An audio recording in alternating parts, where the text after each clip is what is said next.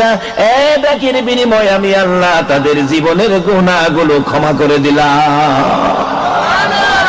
বলুন, এইভাবে ক্ষমা দেওয়ার ক্ষমতা আমার আল্লাহর আসেনি?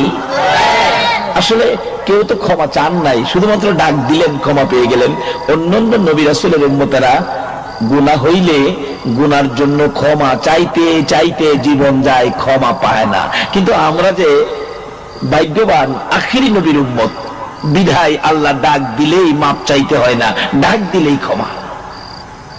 প্রশ্ন আসবে, হুজুর অন্য নবী রাসূলের উম্মতেরা ডাইকা ক্ষমা পায় না, আমরা কেন ক্ষমা পাই? ক্ষমা পাওয়ার কারণ হলো, যে নবীর উম্মত হইয়া দুনিয়ার জমিনে আগমন করেছেন আমার নবী 63 বছর জিন্দেগি শুধু আপনার আমার ক্ষমার জন্যই নবী কাঁদছে। বলুন, কাঁদছে কিনা? মা আয়েশা সিদ্দিকা বলেন, আমি দেখেছি আমার নবী জীবনে কোনদিন রাত্র ভরে ঘুমায় না, জীবনে কোনদিন আমার নবী ভালো বিছানায় পিঠ লাগায় না, জীবনে কোনদিন পেট ভরে খানা খায় না, জীবনে কোনদিন রাত্র ভরে আমার নবী ঘুমায় না। একটু সময় ঘুমাইয়া আমি আয়েশা দেখেছি আমার নবী সেজদায় পড়ে গো রাত্র কাটাই উম্মতি উম্মতি বলে। মাঝে মাঝে ঘুম থেকে উঠলে দেখেছি খেজুর পাতার চাটার দাগ আমার নবীর চেহারায়। প্রশ্ন করতাম, ইয়া রাসূলুল্লাহ, এই শুধু খেজুর পাতার চাটার মধ্যে শুয়ে ঘুমাইতে আপনার নবীর কষ্ট হয়, বিছানা নরম করে দিব?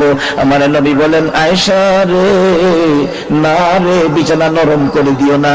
নরম বিছানা পাইয়া যদি আমি উম্মতের দরদি নবী রে সারা রাত ঘুমের বিছানায় ঘুমাই, কোন সময় আমার গুনাহগার উম্মতের নাজাতের কান্না কাঁদবো? মা আয়েশা বলেন, আমি একদিন প্রশ্ন করেছিলাম, নবী গো, আপনি কত জায়গায় মায়ের খেয়েছেন, কোন দিনের মায়ের আপনার কাছে বেশি কষ্ট লেগেছে বলুন তো?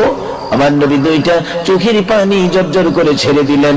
আয়েশা রে, আমার অতি দুঃখের কথা মনে করে দিয়েছ। আমি যখন তায়েবের জমিনে গিয়েছিলাম রে, তায়েবের যুবকেরা আমাকে এমন মার মারলো, 3 বার করে বেহুশ করেছে রে আয়েশা। আমার জামা কাপড় সরাইয়া দেখ, ওই তায়েবের মায়ের পাথরের আঘাতের দাগ এখনো আমার চেহারায়।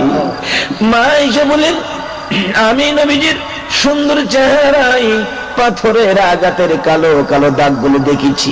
আমি প্রশ্ন করেছিলাম, নবী গো, এত কষ্ট পেয়েছেন, এই দাগগুলো দেখলে এখন আমিও কষ্ট পাই, আপনি দোয়া করলে দোয়া কবুল হয়, দোয়া করুন পাথরের দাগগুলো আমার আল্লাহ যেন পরিষ্কার করে দেয়। আমার নবী বলেন, আয়েশা রে, দোয়া করে দাগ পরিষ্কার করবো না রে আয়েশা, হাসরের জমিন যেদিন কায়েম হবে, আদাত উপরে যেদিন সূর্য আসবে রে আয়েশা, ওই দিন